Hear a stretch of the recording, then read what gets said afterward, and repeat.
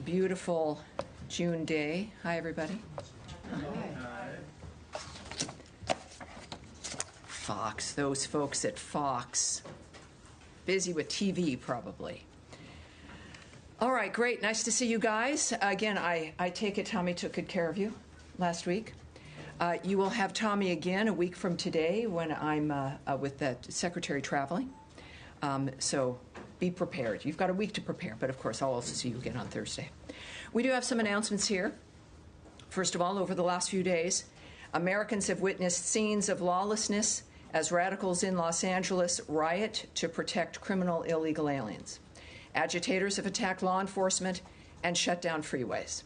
We remain undeterred in our commitment to enforce our laws and secure the border. During recent days, the administration has taken illegal alien gang members, child predators, rapists, and burglars off the streets. Thanks to the historic action across all of government under President Trump, the border is more secure than it ever has been, with illegal border crossings at a historic low. The border crisis that unfolded under the previous administration, however, did untold damage. The Big Beautiful Bill, as an example, before Congress will build on President Trump's progress, ensuring we have the resources to enforce our laws and secure our border. To that end, the United States is committed to disrupting the illicit manufacture and trafficking of fentanyl, a leading cause of death of people aged 18 to 49 in the United States.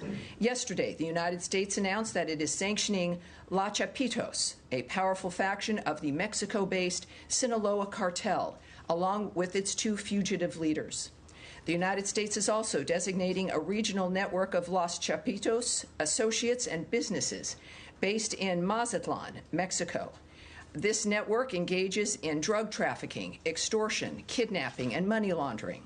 Under Secretary Marco Rubio, the State Department will continue to protect our nation by keeping illicit drugs off our streets and disrupting the revenue streams funding Mexico-based cartels' violent and criminal activity. In addition, Deputy Secretary of State Christopher Landau will travel to Mexico, El Salvador, and Guatemala from June 10th to the 13th.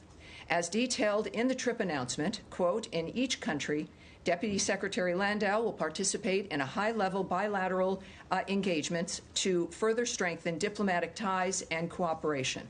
He will engage in discussions to drive the private sector led economic growth, boost U.S. commercial investments in our region, and highlight the importance of ending illegal immigration.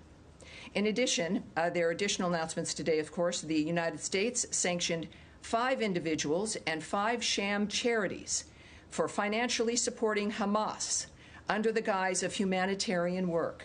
Additionally, we are targeting a fraudulent charity linked to the Popular Front for the Liberation of Palestine, the PFLP. The United States will use all available tools to prevent abuse of the nonprofit sector for the benefit of terrorist groups like Hamas and the PFLP. We are committed to ensuring humanitarian aid can in fact be delivered by reliable and safe organizations. Finally, cultural diplomacy remains an important endeavor of the Trump administration. The Kennedy Center exemplifies this commitment, and its gala is tomorrow night, led by the musical Les Miserables. The center will have a season that will have Broadway, ballet, opera, and even Dolly Parton, in addition to a lot of other great things for kids as well. In this world of ours, it sounds very nice and very appropriate. And now to your question. Sounds like Matt Lee is amused. I hope you might be some coughing. I know you weren't laughing. And you might, it would be good to become perhaps a season ticket holder to the Kennedy Center. I'm just saying, but go ahead. I would be happy to be a season ticket holder to the Kennedy. Yeah. And I would love to see Les Mis because I never saw it. There you go. But anyway, listen, just on your copper, and then I want to go shoot really quickly to the Middle East, just on the top. The State Department doesn't have any role in what's going on in L.A. in terms of quelling the violence. Is that correct? Well, as I would view it, and I think that we all know that many of the aspects regarding illegal immigration, certainly on the issue of visas, the controlling of the border, the designating of foreign terrorist organizations, is one part of a whole of government effort to keep the country safe, to keep Americans safe. Don't push me off here. I'm answering your question. And so when we see the dynamic of what's happening in Los Angeles, it is, I think, quite appropriate for Americans to see this, and it is. The nature of what we are working to do together through the Trump administration to secure this country and to secure our streets.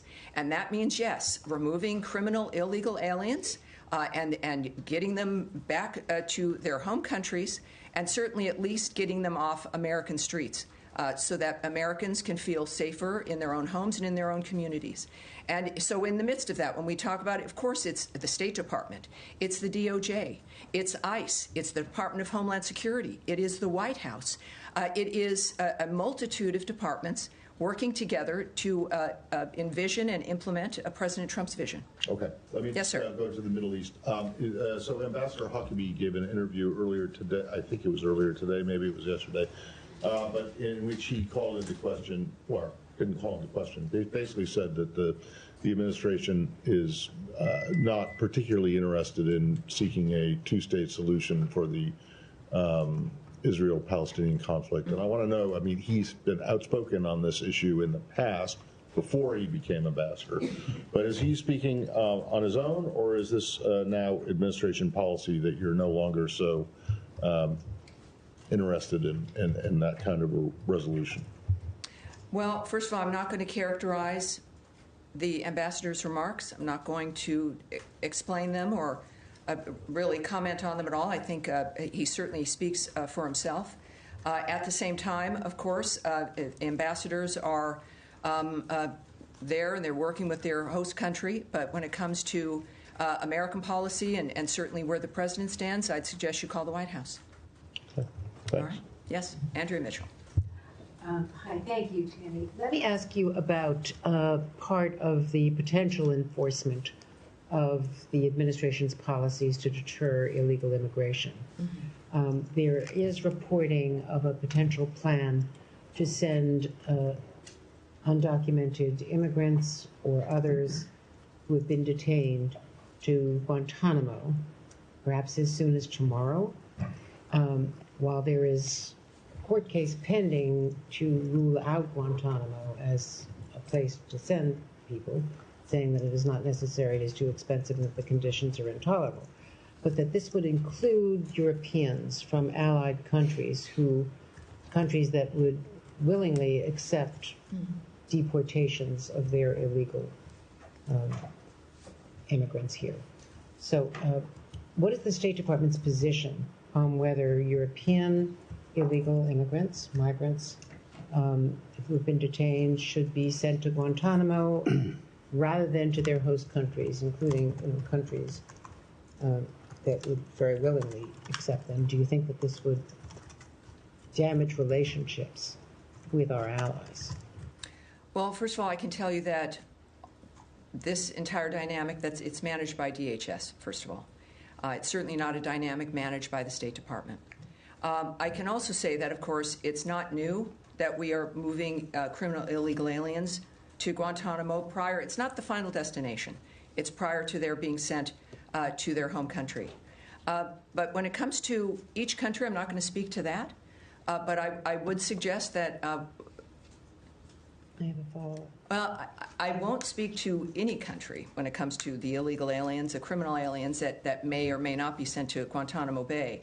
That clearly sits within a diplomatic framework. You're asking me to speak on what the Secretary or others might be discussing with their foreign counterparts, and I'm certainly not going to do that. I'm not going to speculate, and nor will I guess or speculate on the nature of any kind of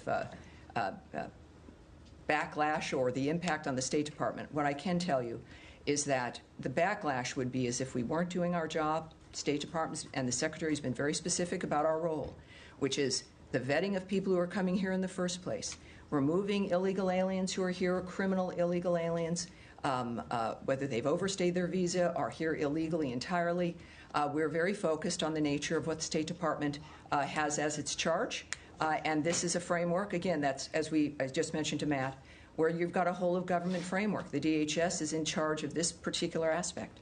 But if the DHS literally would be in charge, but does the State Department have a view about what the diplomatic impact would be on our allies? Again, Andrea, you know I'm not here to speak about the diplomatic opinion or the speculation of the nature of the feelings of things.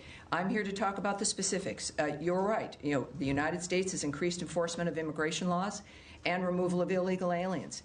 They are being removed because they didn't have a legal basis to be in the United States. These are the why, you know, the visa dynamics, the nature of that we have the right, like every country does, to control who comes in and to have an interest in who stays. And that's what this is about. Sending people to Guantanamo might have a salutary deterrent impact. Would that help the whole of government approach which you are describing? What I can say is that this is a very specific mission to make American streets safer. And this is why President Trump was elected, to do exactly this. Yes, ma'am. Thank you. Just going back to Matt's question on Huckabee's comments, I know you said that the ambassador speaks for himself, but he was appointed by the president. Mm-hmm. He does represent the U.S. government in Israel. So is a two-state solution a goal of the U.S. State Department currently? You know, I'm not going to speak again. What I said to Matt, and what I'll keep saying, is I'm not going to parse the ambassador's remarks. That's not what I'm going to do here, and I'm also not going to speak about the nature of what people say that he was claiming or not claiming. I'm not going to have a speculative conversation about that right now. I would suggest that when it comes to the policy of the United States, that sits with President Donald Trump. And he's just he's like a 15-minute walk away from this building. Call them, and in fact, I think they would have an answer for you, I would think. Okay, and then of course, the president sets the policy, but Secretary of State is in charge of foreign policy. So irrelevant of yes, what I'm not. ambassador. Yes, I'm not going to begin a conversation speculating based on a statement Ambassador Huckabee may or may not have made. I would suggest when we think about the policy, yes, Secretary Rubio implements President Trump's vision for foreign policy. In speaking on that issue, with everything going on in this world, we are focused clearly on the nature of the things that are in front of us. And I would just suggest calling the White House to make a determination of the Trump policy, the Trump administration's approach in this regard. So Secretary Rubio doesn't make foreign policy. It's his vision and implementation of President Trump's point of view and President Trump's vision. And so that's what Secretary Rubio does, and obviously does it very well. Yes, sir.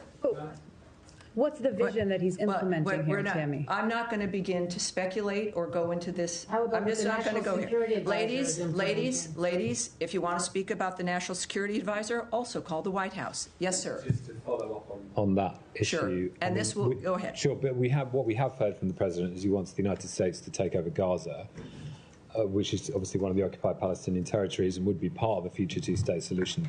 So is that? I mean, you haven't mentioned that, but should we assume that is part of the policy, and therefore that opens the question of what about the West Bank and East Jerusalem? And is that? I mean, Ambassador Huckabee seems to be suggesting there wouldn't be a future Palestinian state in those remaining areas. So we kind of know half of the answer to the question, in that you've said it's President Trump's view and decision, and he's stated that, although you haven't restated it here about Gaza. So it's just if we could clarify what. Well, there's a focus on Gaza, and for a very good reason, and that's what we're focused on: is the ceasefire, is stopping the carnage, dealing with what's going on in Gaza. After, of course, the horrific events of October 7th, the nature of what's happening with Iran and its death squads of Hamas and Hezbollah and the Houthis, it's a full plate. And what one does is you start at the beginning, and you move forward. We are still working on dealing with either certainly ceasefire and peace for Gaza, and then, of course, the aftermath of that, and rebuilding and dealing with what that means. At some point in time, that will hopefully be the major conversation here, right, is in the aftermath and the rebuilding and how that's happening. And I would expect that to be a conversation that we'll all be engaging in. But is it still the policy that the U.S. should take control of that territory. You know, during that process, I 'cause can't, that's what the I don't, president himself you look, said. what I've heard President Trump say and what I know the Secretary has always said is that Hamas can't exist, that we've got to get a ceasefire, that we've got to have new ideas for making sure this doesn't happen again and again and again. I know that the President has called for new ideas to help make that happen. I know that he has had some new ideas and how to do that. We know the region has chimed in with what it believes it can do when it comes to aid and even rebuilding. But the fact of the matter is right now, Hamas won't even let the hostages go. Hamas still won't put its weapons down. Hamas is still playing games as people still die as we do work to get food and aid into that region. So we're still at that kind of dynamic, and we will get to the other part, I hope, as soon as we can. Nadia. Thank you, Tammy. Just on the Middle East again, the Israeli Prime Minister said today there is significant progress in releasing the hostages and the ceasefire. Does the State Department share his view? And also I want to ask you about the 20 people who have been killed today around distribution center. Last briefing, I believe you said that the Israelis are investigating that. I'm just wondering how these people who have been killed daily now, not one day passes without people being killed around this food distribution center, how can they get their food safely? Well, of course, that is exactly what we've all been working on, right, is getting food and aid safely in.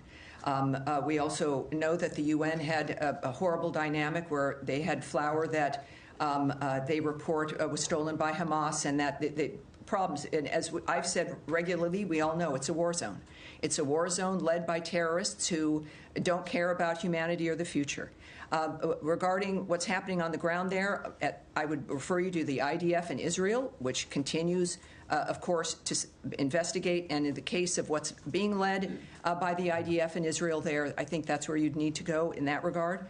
And there was a third part. What was this? Talking about the significant progress that Netanyahu is talking about today. Yes. Well, again, I can't speak to what the Prime Minister has said. Is he sharing anything with you, the State Department? I can't speak to that at this point when it comes to what Netanyahu has said.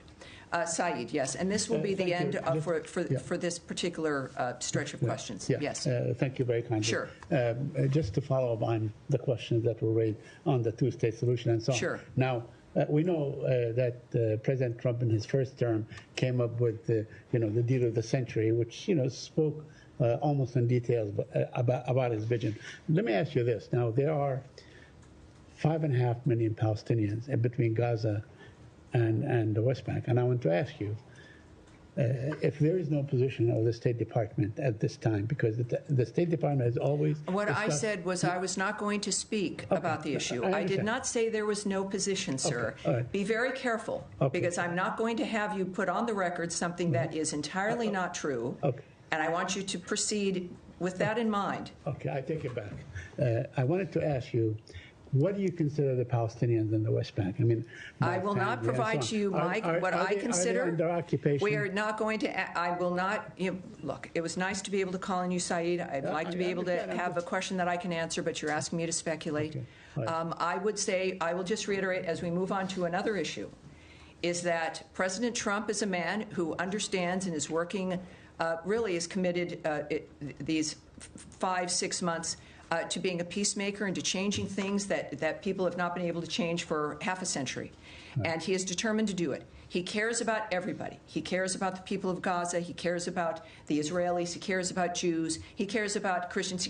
This is a man who genuinely is determined to make a difference as an individual. This is a very fluid situation. He wants solutions. He wants to make sure that people can live safely in the world. And we've seen him time and time again make different decisions, have consultations, talk to people nobody thinks he should talk to. He can change his mind. He's clearly transparent, speaking about what he's going through and thinking each day. So when we think about what the future will look like, it's allow us to do the work that we're doing right now, focusing on the ceasefire, getting aid into that region, and let the president, who's determined to deal with all of the issues in that region, come to the fore of what happens next, and we will learn that only from Donald Trump.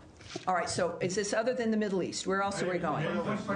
Well, no, this is going, ladies and gentlemen, no, I've said no, Saeed was it? Now, where are you coming from? Iran? All right, we'll do Iran, sure. That's also the Middle East. Well, we're not, Gaza and otherwise. Let's move forward, please.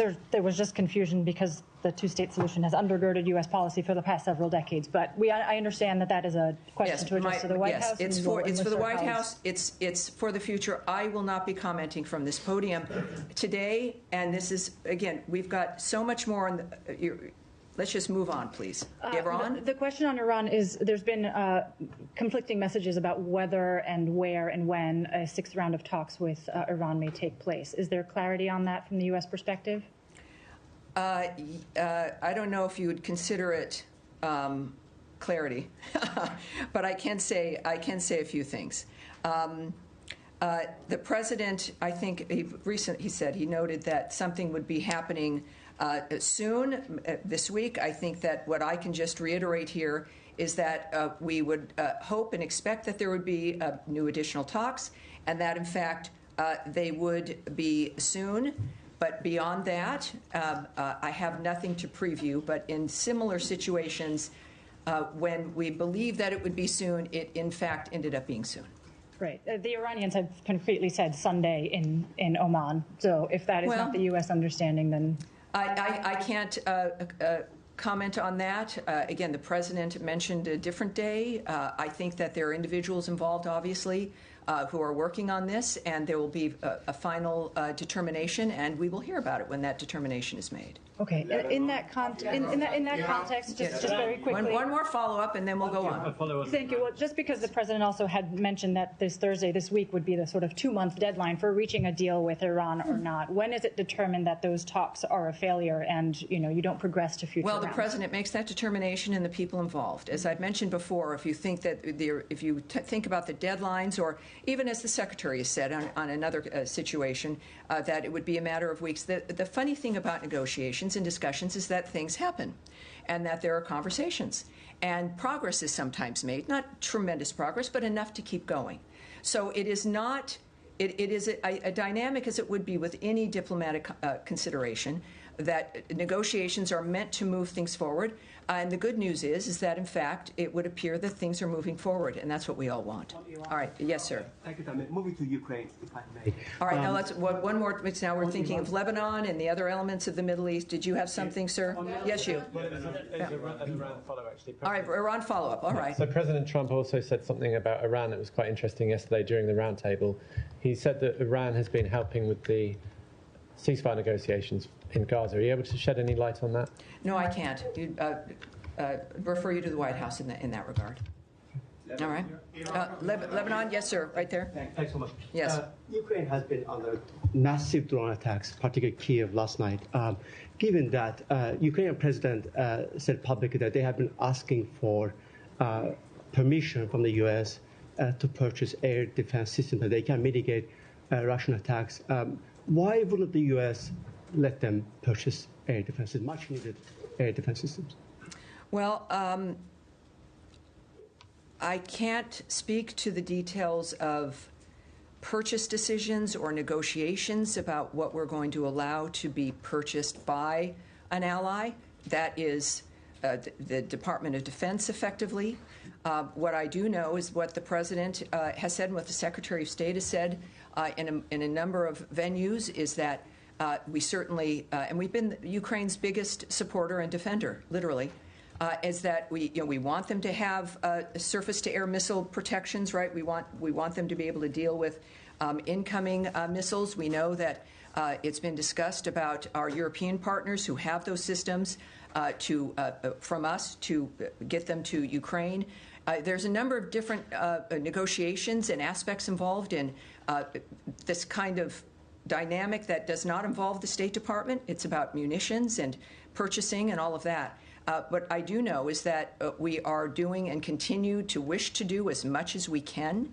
That is not disputed.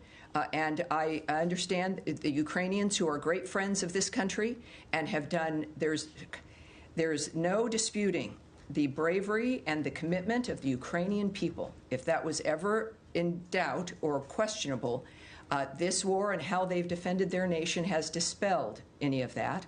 I had the pleasure of being in a bilat with a Ukrainian delegation recently here, and they are astounding people, and they're remarkable, and they are committed to getting their country safe and this war to end. And so are we. The United States has proven that. The details of which are many, and I can't speak to that, and I certainly would dispute that we are not letting Ukraine do something. The opposite has always been the case.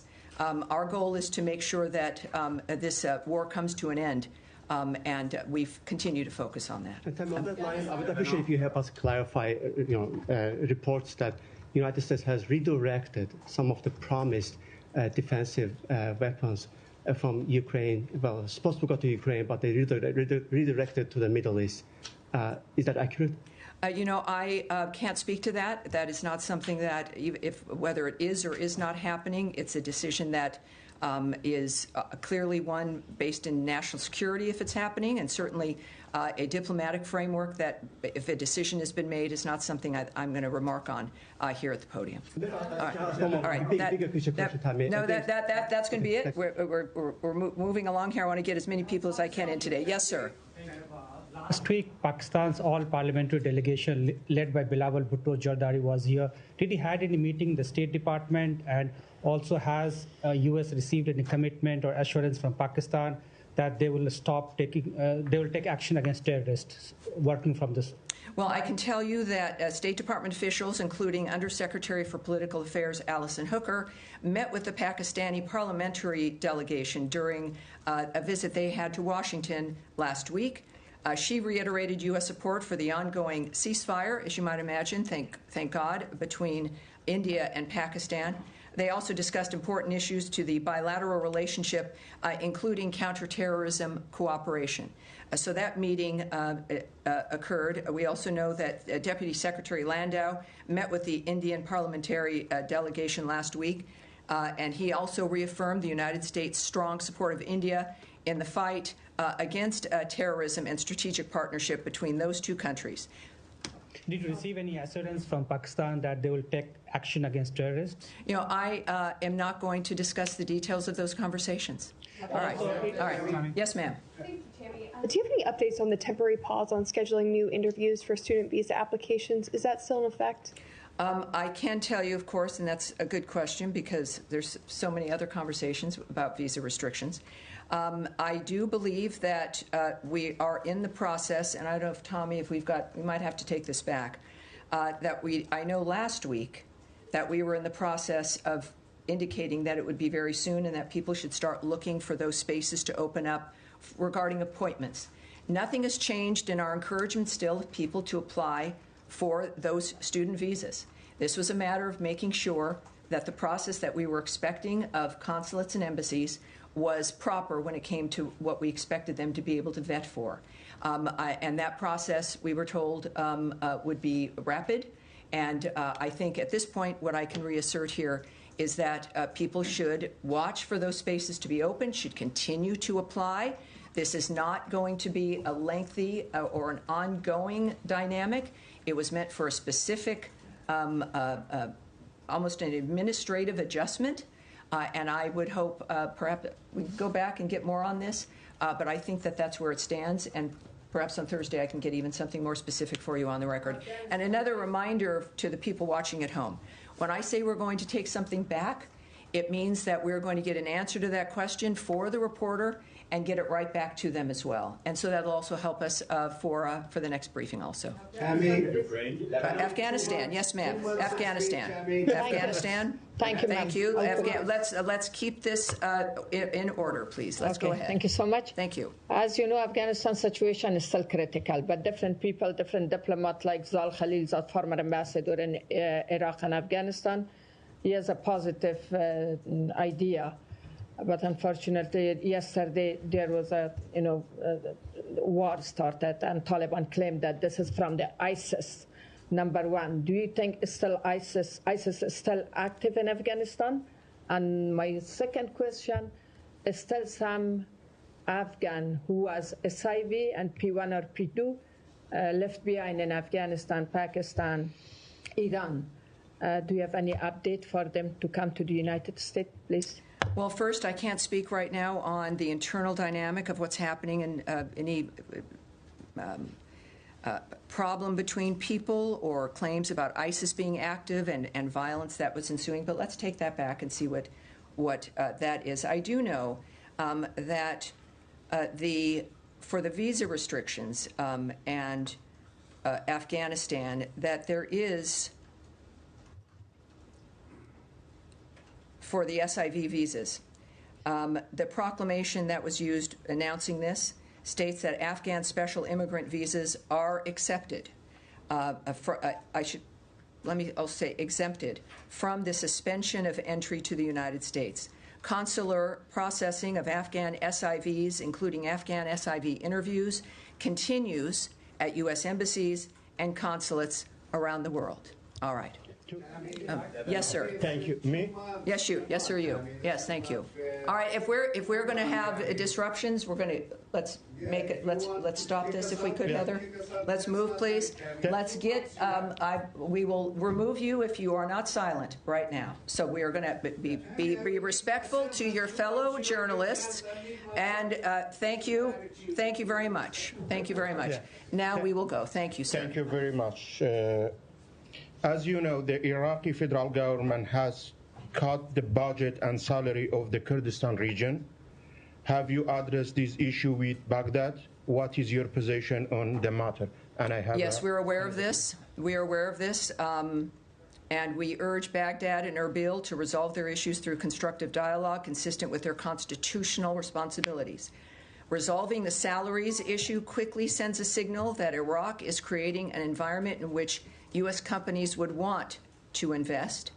Successful resolution would also send a positive signal on broader cooperation for the benefit of all Iraqis, such as reopening the Iraq-Turkey pipeline and additional energy exploration, including with U.S. companies. When speaking with senior Iraqi officials, such as Prime Minister Soudani, Secretary Rubio has emphasized the importance of stability and prosperity in Iraq and the region. He has done the same in recent meetings and conversations with KRG President Barzani and KRG Prime Minister Mansour Barzani. U.S. support for a strong and resilient Iraqi Kurdistan region remains a crucial element of our relationship with Iraq. All right. Yes, all right. Next, please. Let's get everyone in if we can here. I'm only going to ask one to get everybody in. Sanctions question for you. The ICC sanctions that were announced last Thursday. 2 members of the pre-trial chamber that signed off on the arrest warrants for Prime Minister Netanyahu, Defense Minister Gallant, were sanctioned. But the presiding judge, the 3rd judge in the pre-trial chamber of France, was not sanctioned. What was the reasoning behind sanctioning only 2 of the 3 members and not the presiding judge of that chamber? Yeah, again, that obviously was a internal diplomatic decision made very specifically about specific individuals, which I won't discuss. So it was a diplomatic decision? Well, it's what the decisions that go into the nature of when to do a sanction. Obviously, there's a combination of conversations involving national security, what's in the best interest of the United States, what's in the best interest of our diplomacy, certainly with our ally Israel, and our own national security and the messages that we send when it comes to expecting America to be treated with respect and to be treated with some modicon of decency when it comes to the international scene. I think that makes that clear, but in the sense of the details of that, of course, I can't comment on that here. Thank you, Tina. All right. Yes, sir, at the end here. I have a question about foreign aid. Would you be able to share any update on the status of PEPFAR? I understand Secretary Rubio said last month in a hearing before the Senate that 85% of the program is operational. But now some activists and congressional Democrats are disputing that. I do have something for you here, just for some clarity. Secretary Rubio referenced an estimated 85% of beneficiaries who could be receiving life-saving treatment and prevention of mother-to-child transmission services based on the full operational capacity of all the operational active awards. It's 85%. That is a correct number. That is as of March 24th, 2025. All right? Good. Oh, wait. Well, hold on. This cable that went out today from Secretary Rubio instructing all chiefs of mission to abolish all USAID positions, local, direct, either direct U.S. hires or local employees. And sure, that was not a surprise. It shouldn't surprise anyone. A cable is something sent out from the State Department, in this case, of course, to missions worldwide, instructing them to do something, essentially. There's many more uses and reasons for cables. And sometimes, surprisingly, said no one ever, they get leaked. In this case, it was an order regarding positions, regarding U.S. aid, that they were to be ended. And that was something that was previewed in February when we relayed the roadmap, if you will, of the reorganization, the renovation, if you will, of U.S. aid, making sure that our aid efforts around the world met with what was important to the United States, to the America First agenda. So this was a cable telling our posts exactly what they were expecting to be told, which is that those positions were gone and were being eliminated. So it wasn't a surprise. It's nothing new. And it is exactly what we previewed in February and March of this year. All right. But we've talked to you. Yes. All right. Now, in the back, young man right there. Yes. Young man without the tie. That would be you. Yes. Just while we have questions on Israel, earlier today, 5 countries. Can you tell me, by the way, what is your outlet? Just a curiosity. And your name? Ryan Morgan with the Epoch Times. All right. Hi, Ryan. Welcome aboard. Thank you for having me. So I was just wondering if you have a quick comment about the 5 countries that sanctioned Israeli ministers Itamar Ben-Gvir and Bezalel Smotrich today. Yes, I do. I have something for you on that. And let me get that for you. There's just so much going on today. First of all, we find that extremely unhelpful. It will do nothing to get us closer to a ceasefire in Gaza. This, again, is about Allied sanctions against Israeli ministers. They should focus on, this being UK, Canada, Norway, and New Zealand, should focus on the real culprit, which is Hamas. Hamas put the people of Gaza in this situation by launching the horrific attacks of October 7th, which killed 6 British citizens and 46 Americans, and continue to hold hostages, of course, including the bodies of 4 Americans. We remain concerned about any step that would further isolate Israel from the international community. If our allies want to help, they should focus on supporting Special Envoy Witkoff's negotiations and backing the Gaza Humanitarian Foundation when it comes to food and aid. All right. Yes, sir, in the back? Yes, sir. Thank you, Sammy. My question is about Ukraine negotiations. Russians and Ukrainians came together in Istanbul last week and they announced a memorandum, and result of that, there was exchange of prisoners. What is your elaboration on that phase of the deal, and how do you follow these negotiations? Well, the President and the Secretary have been saying for a while that the only real solution can come with the parties talking directly. And that is what we've been seeing here, at least, in this regard. We, of course, remain in close contact with both parties at the highest levels. And we welcomed the success, the movement of, again, more prisoner exchanges. In this case, of course, the seriously wounded and young prisoners under the age of 25. As well as repatriating fallen soldiers, which in that instance was about 6,000 each, horribly. We are not involved, right? We're not involved in that as the State Department, if that was your question, of the United States. This was negotiations, conversations between the 2 parties involved. And that's all I can tell you, is that we welcome that progress in the meantime. Are you in contact with the Turkish authorities in order to have them involved in some way to reach a deal between the 2 parties? Well, I obviously won't speak on. We talk with all of our allies on a number of different reasons all the time, but I won't discuss what the details are of those conversations. Yes, sir. Thank you, Tammy. Question on Iraq. When do you expect Iran to get back to you about your proposal? And President spoke to Focus, and he said Iran is acting much differently in negotiation than it did just days ago. What's changed from Iran from recent days? Well, I don't speak for Iran. And I think that what we will find is, as we've discussed, the expectation of further talks and those leading those talks and handling the situation.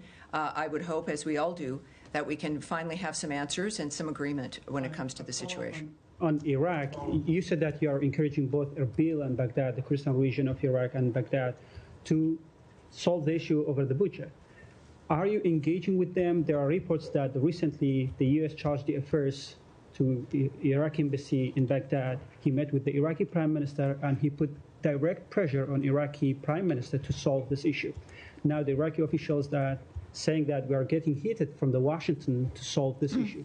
Do you have any updates on that? In my previous answer to this, it's clear, even from this podium, we're expressing what we expect to see. And they know what we think. And we've been saying it over and over again. It's not. I'm not going to speak on rumors or single reports or somebody talking about a chargé d'affaires or an ambassador and what they're talking about and who they're meeting. That's not going to happen here. But we here have made it very clear that this is a situation that has to stop. And we know that, of course, as I've noted, that resolving situations like this will entice more companies to get involved in the area, making everyone's lives in the region better. All right. Yes, sir, in the back. I was behind the man with no tie. Behind our friend with no tie. Yes, sir, go ahead. I should not wear the tie then. You have a tie on. That would be you, yes. No, you, sir. Oh, you, thank you so much. Thank you, Diamond. Too many with no ties these days. All right. No offense to the no tie wearers. Thank you so much, Tammy. So after the ceasefire between India and Pakistan, President Trump offered to mediate on the issue of Indian-held Kashmir. I was just wondering what kind of follow-up we are expecting, like how State Department move forward, like inviting the leadership of both the countries, or like going to support UN Security Council resolution on Kashmir? Well, I obviously can't speak to what's on the mind or the plans of the president. What I do know is I think we all recognize that President Trump, in each step that he takes, it's made to solve generational differences between countries, generational war.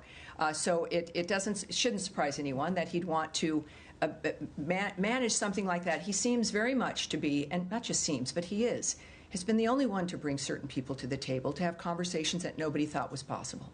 So while I can't speak to his plans, the world knows his nature, and I can't speak to any details of what he might have in that regard. You could call the White House. I have a feeling they would have plenty to say, but it is an exciting time that if we can get to a point in that particular conflict, thank God, but also thank Secretary Rubio and President Trump and the Vice President. It's a very interesting time, and so it's every day we bring something new, and I hope perhaps something like that can also get resolved before the president. Yeah, keeping Americans safe is a top priority of this administration. An American citizen, Gopal Singh Pannu, has wrote a letter to Secretary Blinken demanding to put sanctions on Indian agents involved in his assassination attempt. Did you get that letter? What is your opinion? Well, if that's something I can't speak on, but let's take that back and we'll go on from there. All right, now I've already spoken to some of you with your hands up. Yes, sir. And the blue top, no, behind you, no, in the glasses, sir. Thank you. Yes. As you know very well, new South Korean President Lee Jae-myung is pursuing pragmatic foreign policy, which regards the alliance with the United States as the very foundation of his foreign policy. But pragmatic policy also signals an openness to stably manage relations with China. So do you have any comment on the new South Korean government's foreign policy stance? Well, I don't. What I can tell you is that there was a call between the president and President Jae-myung Lee. We can confirm that that phone call, in fact, took place, and we refer you to the White House for those details. We congratulate the president on his election as the president of the Republic of Korea, and we're confident under his leadership that our alliance will continue to thrive. Again, for more, perhaps further comment, if you'd like to know what President Trump's view of that, I'd suggest you call the White House. All right, now in the back is going to be our last question here to you, sir. Thank you. And a nice white crisp shirt and a tie and glasses, and it's our sartorial remarks here today, apparently. Thank you, Tammy, for giving me the opportunity to ask yes, sir. And your outlet again, sir? I work for France 24 and Asharq Al-Awsat newspaper. Very good. Welcome aboard. My question is about Lebanon. There were reports yesterday that the U.S. is engaging Israel in some discussions about the fate of UNIFIL.